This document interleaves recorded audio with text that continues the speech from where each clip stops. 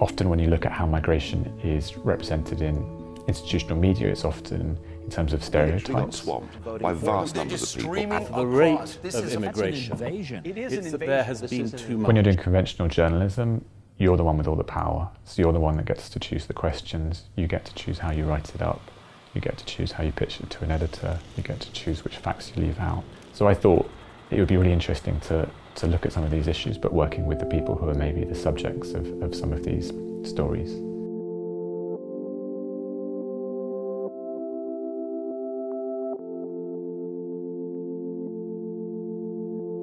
People were mainly doing storyboarding work, but they also did more abstract things like collage or drawing or group storytelling. And I thought about it in terms of co-constructing the knowledge, really. It wasn't like me going in and teaching, really. It was me obviously going in and working with people. A much more participatory process is really deconstructing all of those things. But actually what you notice is when you speak to people about how they represent themselves and their identities through stories, I think you see reflections and maybe echoes of some of these ideas that you see in institutional media in the way people talk about themselves.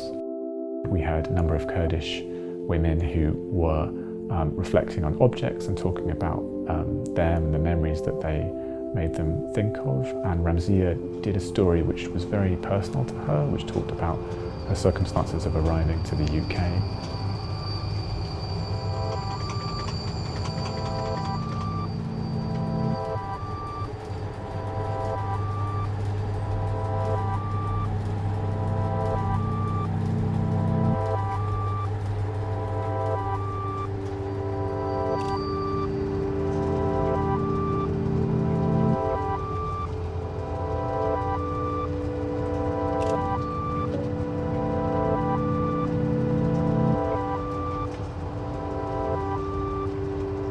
My name is Ramziya. I am from Syria. I live in Gateshead.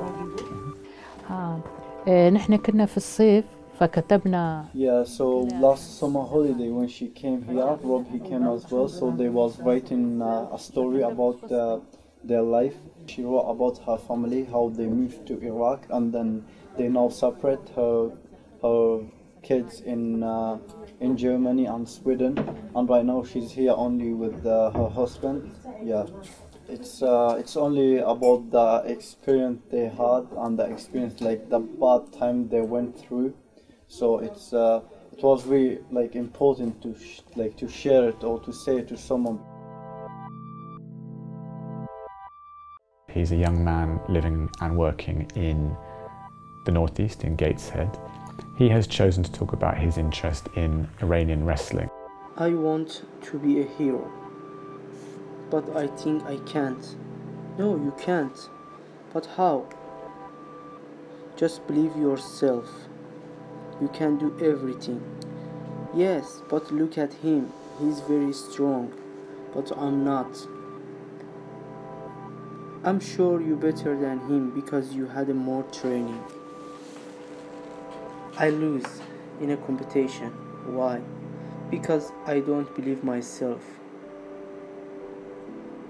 If you want, follow your dream and be a hero. Just you need to believe yourself and follow your dream. Just change your mind and do anything what you want. Very interestingly, I think, framing his story in terms of self-confidence and self-doubt, and maybe the conflict between those two things. But really the story, if you look at it, is about competition. And I think that's really interesting. When given a choice, he's framing his story in terms of winning and losing. I think wrestling helps you. It's a big opportunity for you to help yourself to how can you fight with your problem in your life. Because when you go to wrestling, you should to fight with another people. So that's good for you to make yourself strong. I be like a motivation, because when you see the people, they give you like a bad energy and say you can't do anything or something like that. One sentence for my life: impossible is nothing. You can do anything. He is from the DRC, so we conducted our interviews in French, and he has chosen to talk in very general terms about what he calls the life of a man. Bonjour, je parlais de la vie de l'homme. En soi, la vie de l'homme, elle est toute courte et sans cesse agitée, d'après les expériences et les réalités de la vie. Lorsque nous naissons, ça ne prend pas longtemps, l'homme quitte pour sa croissance et son développement.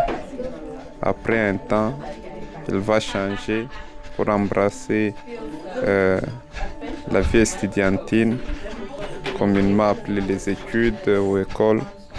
Et enfin, il faut aller embrasser une carrière professionnelle. Et là, c'est aussi un défi.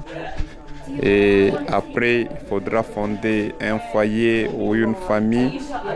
Et là, ça va aussi trop vite. Et enfin, la destinée finale, qui est aussi un mystère, qui constitue la fin de tout homme, peu importe les succès réalisés, peu importe toute la réussite que l'homme aurait fait, peu importe aussi sa classe sociale ou son rang social, peu importe tout ce que l'homme est devenu, tout ce que l'homme a réalisé, là vient une réalité à laquelle personne ne peut s'en passer, qui est appelée la mort. Ceci constitue la synthèse de la vie de l'homme dont on parle. Elle est courte et réellement sans cesse agitée. He's avoiding personal narratives, he's avoiding talking about himself, which is interesting, but also his choice of language is interesting in terms of gender. To connect the work that we did with Rob with the reality, I think of my own mother who gave me life. She was close to me, and I didn't know that one day she was going to disappear. The work that we have done with Rob, it makes people to think about life, because when you look life and face it, it is not exactly what you think. Losing a close person and precious one, a beloved mother, it's one of the inspiration. The illusion maybe many of us have is that we can talk about our lives pretty much in terms of our choosing and that we're very flexible, but actually our identities really do determine what narratives we can tell. But I also think it's interesting to look at moments of solidarity between different people and how storytelling can reach people across cultural and legal and social boundaries and make people talk to each other and engage with each other.